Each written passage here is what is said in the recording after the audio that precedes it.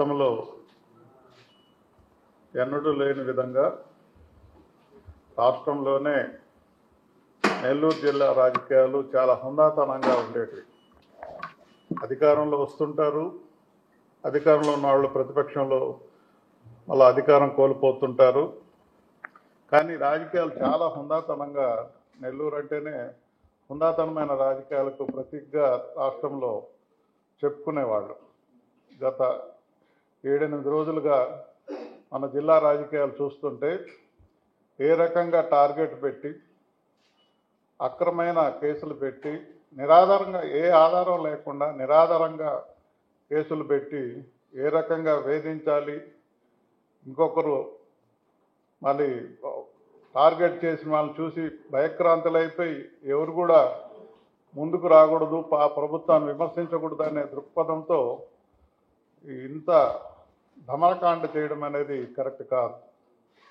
మీరు గమనిస్తున్నారు సోదరులారా, మా ప్రీతం నాయకులు జగన్మోహన్ రెడ్డి గారు ఎంత పరిపాలన అనేది ఎక్కడ కూడా కులం లేదు, మతం లేదు, అదే రకంగా రాజకీయం లేదు అన్నట్టుగా ప్రవర్తించారు. మరి ఈరోజు చూస్తుంటే కేవలం దోచుకోవడం, టార్గెట్ చేయడం, అడ్డం వస్తుంటే అక్రమైన కేసులు పెట్టడం. మీరు గమనించుంటారు, గోవర్ధన్ రెడ్డి గారు జిల్లా పార్టీ బాధ్యతలు తీసుకున్న తర్వాత ఆయన అనుభవంతో పార్టీని ఎంత ముందుకు తీసుకెళ్తున్నారు. ప్రతి ప్రోగ్రాం కూడా చక్కగా ఆర్గనైజేషన్ చేసుకుంటూ అందరినీ మరి కార్యోన్ముఖం చేసి ప్రతి ప్రోగ్రాం కూడా స్టేట్లోనే ఒక మంచి స్థాయికి గుర్తింపు తగ్గ విధంగా మరి ప్రతి ప్రోగ్రాం కూడా తీసుకురావడం జరిగింది. మరి ఏమనుకున్నారో మరి ఈ ప్రభుత్వం, ఉమ్మడి ప్రభుత్వం మరి ఆయన టార్గెట్ చేయడం మొదలుపెట్టారు. ఎవరో నిరాధారంగా ఒక స్టేట్మెంట్ ఇస్తే దాన్ని తీసుకొని వచ్చి మరి కేసులు కట్టడం, 4వ ముద్దాయిగా ఆయన చేర్చడం, దాని మీద కోర్టుని ఆశ్రయించి ముందుకెళ్తుంటే ఆయన ఎట్లయినా ఇబ్బంది పెట్టాలని ఎంత జిగజారుతనంతో అక్రమంగా అట్రాసిటీ కేసు పెట్టడం అనేది చాలా దురదృష్టకరం. సుప్రీంకోర్టు లేటెస్ట్గానే చెప్పింది, ఈ అట్రాసిటీ కేసులన్నీ కూడా పక్కదారిని పడుతున్నాయి, పక్కా ఆధారాలు ఉంటే తప్ప వీటిని మూవ్ చేయొద్దని చెప్పేసి ఒక హెచ్చరిక కూడా చేయడం జరిగింది సుప్రీంకోర్టు లేటెస్ట్గా. అవేం పట్టినట్టుగా ఆయనకి ఏ రకంగా బెయిల్ రాకూడదు, ఏదో రకంగా ఇబ్బంది పెట్టాలి, ఆయన టార్గెట్ చేయాలంటే ఈ తాటాకి చెప్పులకి మరి కాకాణి గోవర్ధన్ రెడ్డి గారు భయపడతారా? ఆయనకు ఒక ట్రెండ్ ఉంది. 2006లో జిల్లా పరిషత్ చైర్మన్గా చేస్తే ఆయన జిల్లా పరిషత్ చైర్మన్ చేసిన వాళ్ళలో ఒక రోల్ మోడల్గా నిలిచారు ఆయన. అదేవిధంగా ఒక ట్రెండ్ సృష్టించుకున్నారు, పరిపాలన దక్షత కలిగినటువంటి నాయకుడిగా గుర్తింపు పొందారు. మరి అదే రకంగా 2014లో ఎమ్మెల్యేగా మన్ననలు పొందారు. 2019లో మళ్ళీ తిరిగి ఎమ్మెల్యే జగన్మోహన్ రెడ్డి గారు మన్ననలు పొంది వ్యవసాయ శాఖ మంత్రిగా వేలాది ట్రాక్టర్లు. మరి ఈరోజు వ్యవసాయం ఆ రోజు గమనిస్తే రైతులు గిట్టుబాటు ధర కానీ అవన్నీ కూడా బ్రహ్మాండంగా ఉన్నాయి. ఈరోజు బేరే చేసుకుంటే రైతుల పరిస్థితి అగంత గోచరంగా ఉంది. ఎందుకు వ్యవసాయం చేస్తున్నామనే వాతావరణంలోకి నెట్టేయడం జరిగింది. అంత విశిష్టత కలిగిన వ్యక్తి మీద మరి జిల్లాలో పార్టీ బలోపేతం అయిపోతుంది, మనం ఏం చేయాలనే కుట్రలో భాగంగా ఆయన మీద నిరాధారమైన ఆరోపణలు చేస్తున్నారు. నేను ఒకటే ప్రశ్నిస్తున్నాను, ఎస్టీల కోసం వాళ్ళకి ఇబ్బంది కలగకూడదని ఒక అవినీతిమైనటువంటి చట్టం తీసుకొచ్చింది కేంద్ర ప్రభుత్వం.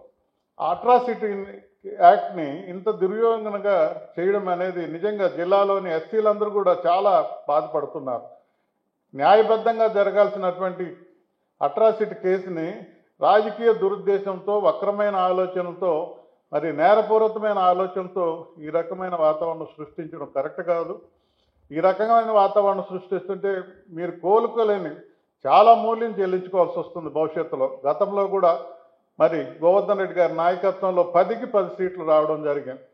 హిస్టరీ రిపీట్స్ ఇట్ సెల్ఫ్ అన్నట్టుగా తిరిగి మరి అదే వాతావరణానికి తీసుకొస్తున్నారు. మీరు తప్పకుండా కోలుకోలేనటువంటి దెబ్బ తగులుతుంది మీకు. ఎక్కడికి వెళ్ళినా కూడా ఈరోజు మంచి విశిష్ట కలిగిన నాయకుడి మీద ఈ రకంగా వేధిస్తున్నారు అని అందరూ కూడా మాట్లాడుకుంటున్నారు. నాటకీయ పరిణామాలు. నిజంగా లా అండ్ ఆర్డర్ని కాపాడుతున్నటువంటి వ్యవస్థ ఎంతో గొప్పగా ఉండాలి. అలాంటి వ్యవస్థ 25వ తేదీ కేసు రిజిస్టర్ చేస్తున్నట్టు చెప్పారు. 26వ తేదీ నుంచి ఆయన ఓపెన్గానే ఇక్కడే ఉన్నారు. పార్టీ ఆఫీసులో 4 రోజులు ఉన్నారు, ఇంటి దగ్గర 2 రోజులు ఉన్నారు. ఉగాది కోసం హైదరాబాద్ వెళ్తే నాటకీయంగా ప్రెస్ మీడియాని దగ్గర పెట్టుకొని అప్పుడు వచ్చి అంటిస్తారు. ఇది ఆ వ్యవస్థకి కరెక్ట్ కాదనేది నా భావన. విశిష్ట కలిగినటువంటి వ్యవస్థ లా అండ్ ఆర్డర్ని సమంగా చూడాలి, అందరినీ గౌరవించాలి. అలా కాకుండా మరి నాటకీయ పరిణామంలో ఈరోజు పబ్లిక్లో నవ్వులు పాలడం అనేది కరెక్ట్ కాదని కూడా నేను తెలియజేస్తున్నాను. ఏదేమైనా ఒక మంచి అన్యాయం జరిగితే ఎస్సీల కోసం పెట్టినటువంటి చట్టాన్ని వక్రంగా ఆలోచించి దిగజారుతనంతో ఈ రకంగా నిరాధారమైన ఆధారాలు తీసుకొని మరి కేసు పెట్టడం అనేది కరెక్ట్ కాదనేది కూడా నేను ఈ సందర్భంగా ఖండిస్తున్నాను.